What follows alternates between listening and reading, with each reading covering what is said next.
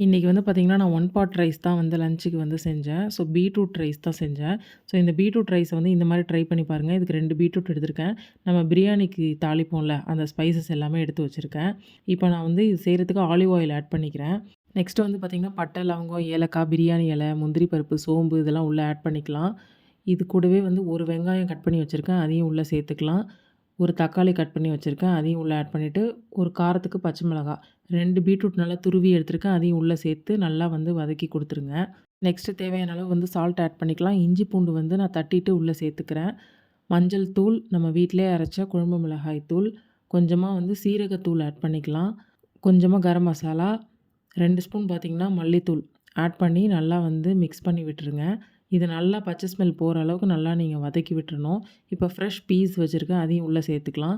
கூடவே புதினா, கொத்தமல்லி உள்ள சேர்த்துக்கலாம். 2 கரண்டி வந்து கர்ட் வந்து உள்ள ஆட் பண்ணிக்கிறேன்.